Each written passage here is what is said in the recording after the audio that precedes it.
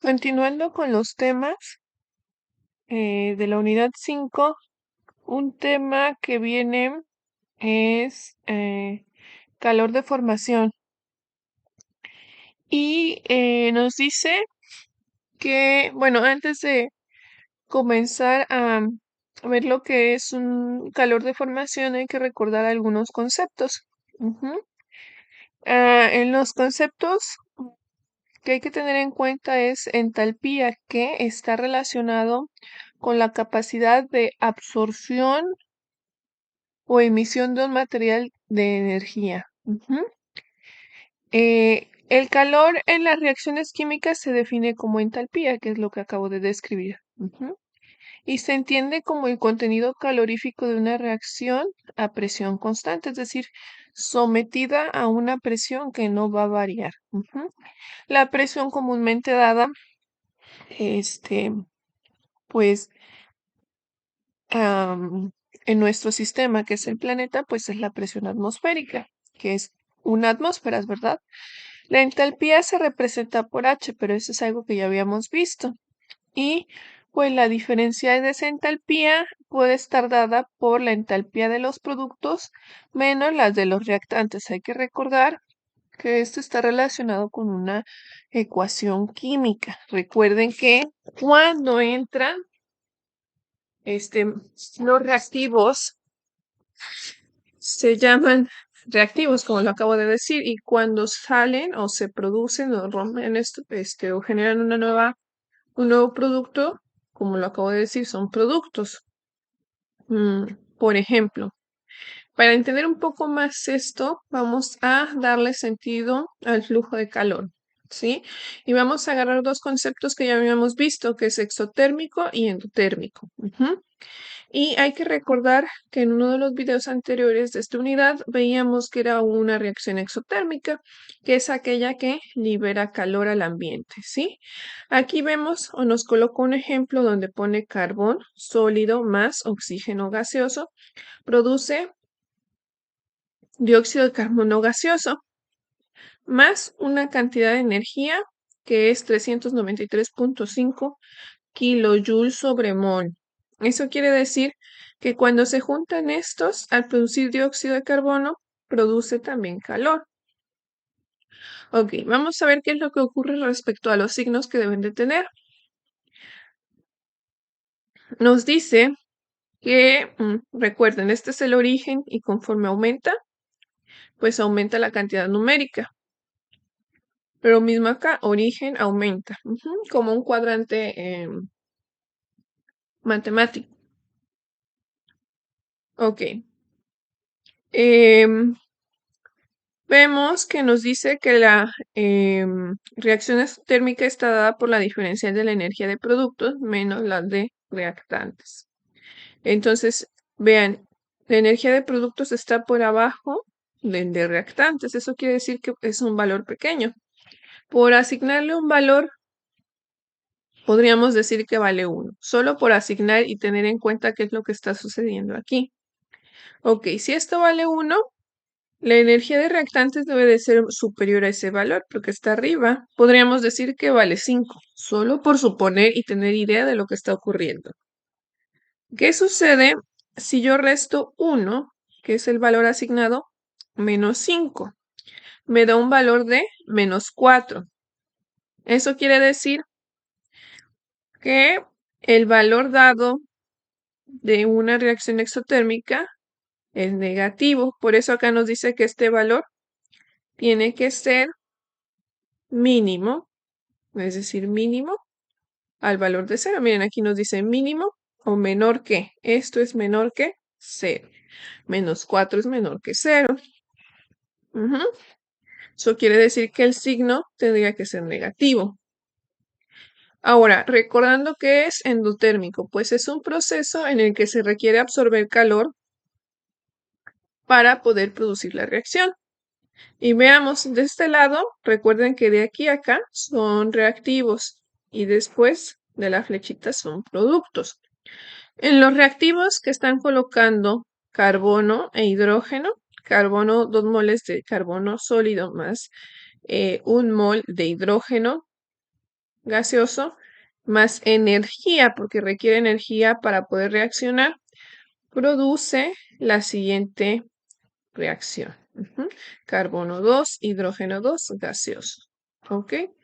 Ahora vamos a ver qué sucede con esto. Nos dice que los reactantes tienen valores de energía pequeños y los de los productos valen más. Vamos a asignarle por asignarle un valor como hace un momento, 1 y 5.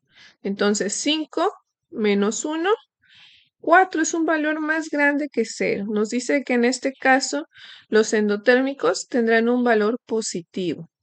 Y hay que recordar que los exotérmicos tendrán un valor negativo, simplemente por el sentido del flujo. Ok. Medición de la variación de entalpía. Nos dice el principio de la conservación de energía. Nos dice que la variación de energía en el universo es 0.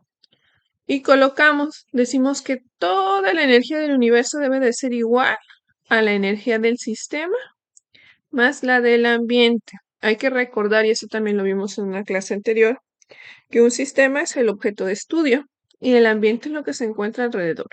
Todo esto debe de ser igual a 0. Entonces, deshaciéndome de esto, yo podría despejar. Si esto está sumando, pasa restando. Y es lo que ocurre acá. Nos dice que la energía del sistema debe de ser igual a menos la energía del ambiente. Bueno, todavía no pasamos a lo que es un calor de formación, pero es importante tener en cuenta estos conceptos, ¿sí?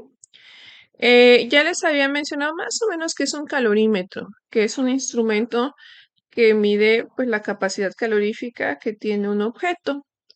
La capacidad calorífica de algo varía, es decir, no puede ser la misma de un metal que la de una madera o de agua o de un metal. ¿Por qué? Porque los cuerpos tienen tendencia a resistir cierta cantidad de calor. Por ejemplo, si ustedes le inducen calor o transferencia de calor a un metal, el metal se calienta rapidísimo.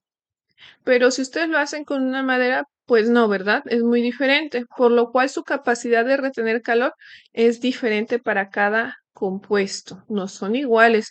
Eso quiere decir que cada compuesto tiene un valor dado, el cual indica cuánto puede, pues, soportar esa capacidad calorífica.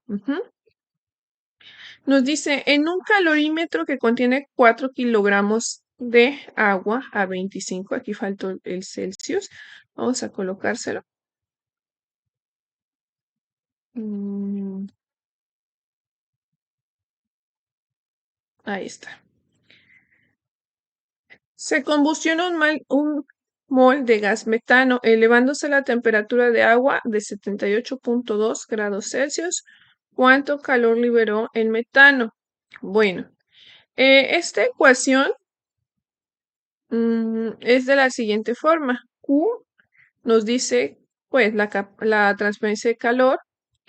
Esto, que es 4.182, es un valor, perdón, 84 es un valor dado al agua que es de la capacidad calorífica. ¿Cuánto aguanta esa agua de soportar calor? Ya se encuentra en tablas. Nos dice que es esto, ¿ok?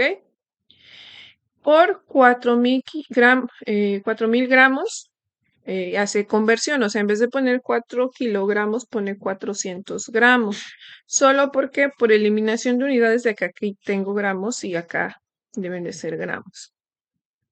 Y nos pone una diferencial de temperatura, que son pues el calor de la temperatura del agua a la que se elevó y pues la referencia que nos da que el agua está en 25 y que posteriormente se elevó a 72.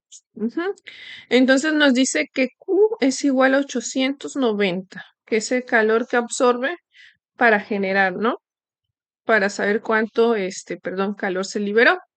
Entonces nos dice que la Q de combustión o transferencia de calor es igual a la entalpía de combustión, que es menos 890. ¿Por qué es menos? Por el concepto de liberar, está liberando. Si absorbiera tendría que ser positivo, que está con relación a esto. Liberar Vean, es un valor menor a cero, por eso es negativo, tiene sentido del flujo de calor. Y si fuera a absorber, sería positivo por este concepto. ¿Ok? Una ecuación termoquímica representa la reacción química y su delta entalpía o diferencial de entalpías o entalpía. En el ejemplo anterior teníamos esto, ¿verdad? Y vimos que necesitaba cierta cantidad para liberar energía y producirse esta, pues esta reacción. Si no, no se produciría si esa energía no es aplicada o si esa energía no es absorbida, si esa energía no es liberada, dependiendo del proceso, si es endotérmico o exotérmico, no llegaría a generarse esa reacción. Ahora sí vamos a lo que es calor de formación. El calor de formación, dice, el calor molar de formación de un compuesto, considerando la diferencial de entalpía, es igual a la variación, ¿sí? De esta. De hecho, aquí nos dice un delta, nos indica diferencial. Eso es matemático y pues ya deberían de tener un concepto de lo que es delta, porque es matemáticas y porque matemáticas la han visto desde prepa. Bueno, este, este delta. Em, o D, a veces lo ponen como D, ¿no? Cuando un mol de un compuesto se forma a partir de los elementos en su forma más estable, que su forma más estable pues son condiciones ambientales, que siempre reportamos nuestras condiciones ambientales de 25 grados Celsius más una atmósfera, que una atmósfera es la presión que existe en el planeta, ¿sí? Sin inducir nada. Nos dice que el calor de formación de un elemento puro en su forma más estable es cero. Claro, porque pues un elemento puro no está produciendo un compuesto. Aquí hablamos de cuando se forman, que para formarse pues necesitas combinar dos o más elementos. Si hablamos del elemento solo, pues el elemento ya existe, por lo tanto su calor de formación debe de ser cero. ¿Sí? Por ejemplo, el carbono, su calor de formación es cero, ya existe, ya está ahí, no lo creamos, ¿sí? O el oxígeno, su calor de formación es cero porque ya existe, ya está ahí, son elementos puros existentes. Sin embargo, cuando los combinamos para formar, por ejemplo, dióxido de carbono, entonces sí requieren ya sea absorber o desorber energía, dependiendo del tipo de proceso que sea, endotérmico o exotérmico, ahí sí el calor de formación. Por eso era importante ver lo anterior, porque está en función de la unión de elementos que están generando el calor de formación. Ujú. El calor molar de formación de un ion en medio acuoso se mide en función de la formación del ion, que es pues el hidrógeno más perdón, el hidrógeno uno más, que este es el ion, y para ser exactos es un catión en solución acuosa cuyo valor asignado es cero. ¿Ok?